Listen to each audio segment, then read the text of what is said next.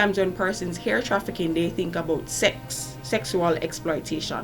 But it's much broader than that. It also involves persons being forced into labor, marriages, begging, and domestic servitude, among other acts. Human trafficking can affect anyone, regardless of gender or socioeconomic background. Any boy or girl, woman or man can be a victim of human trafficking. Manager of the Trafficking in Persons Secretariat, Shanae Russell Robinson, says in Jamaica, the two common forms of trafficking are forced labor and sex trafficking, with children being the primary victims. Our victim mainly, sadly so, has been mostly children, meaning persons under the age of 18 years old, has been our main victims of trafficking in persons in Jamaica, as well as most of our victims are local persons, and perhaps a little over 60% are locals, and the rest is international or non-national victims. The Jamaica Constabulary Force, JCF, says it has taken note of a worrying trend where a family member, parent, or guardian is the trafficker or the one who sells a child to a third-party trafficker. The crime, known as familial trafficking, involves primarily maternal figures, and based on evidence, most local cases of this type of human trafficking involve sexual exploitation. Last year, there were 8 victims identified within Jamaica. And worthy of note is that these 8 victims were all children. This is a troubling trend. Since the start of 2021, we have identified 5 victims, all children, all girls. This is a troubling trend. Another trend that we are seeing, it's developing, is that women who are supposed to be the parents of or the guardians of these children are the ones who are seemingly seeking to exploit them.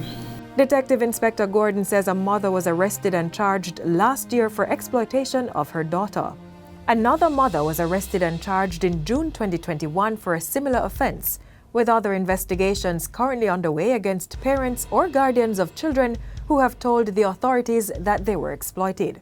The Ministry of National Security, through the National Task Force Against Trafficking in Persons, has been raising awareness of these activities as part of efforts to curtail human trafficking in the country and sensitize the public about what the crime looks like.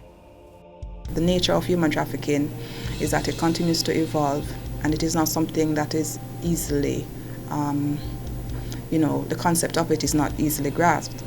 But the basic knowledge of human trafficking, persons tend to believe that certain activities are acceptable, and because of this, they do not report. Persons tend to believe that human trafficking must involve transportation. The Ministry of National Security has been seeing success in its fight against human trafficking. Ms. Russell Robinson says over 100 victims have been rescued since 2010. In addition, 8 traffickers were convicted within the courts. Judges have also been trained in the laws and procedures of the Trafficking in Persons Prevention, Suppression and Punishment Act. The act was also amended in 2013, 2018, and just recently, 2021.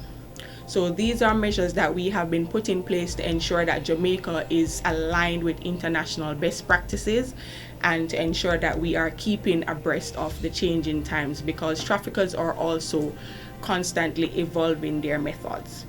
Ms. Russell Robinson says while the mandate of the task force is to catch perpetrators, the focus is also to protect victims of trafficking, as well as carry out measures to reduce such incidents locally.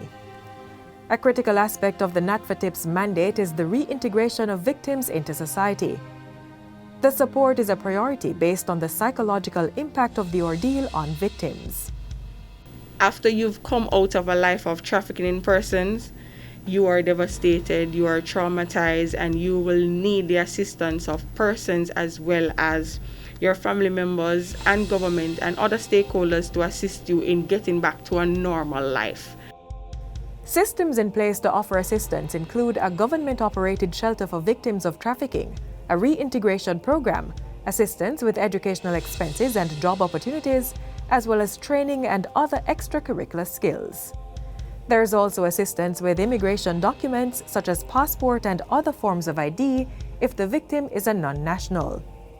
This is in addition to psychosocial counseling by the Victim Services Division of the Ministry of Justice and the Child Protection and Family Services Agency. This is long-term counseling, so it's not just counseling for a short term, because some victims, they suffer from post-traumatic stress disorder and a whole host of other medical conditions. So we offer those services to help them to cope within society.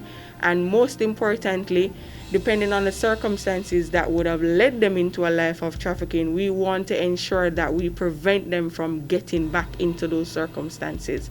In July 2021, the ministry commemorated World Day Against Trafficking in Persons with a focus on hearing from victims. Ms. Russell Robinson says survivors are key stakeholders in the fight against human trafficking. Their experiences, she says, play a critical role in establishing effective measures to prevent the crime, as well as to identify and rescue victims and provide the support needed for their rehabilitation. It's best to get first-hand information from victims on how we can assist them and if our guidelines and policies in place are up to standard and efficient to assist victims. With all hands on deck, we can fight human trafficking.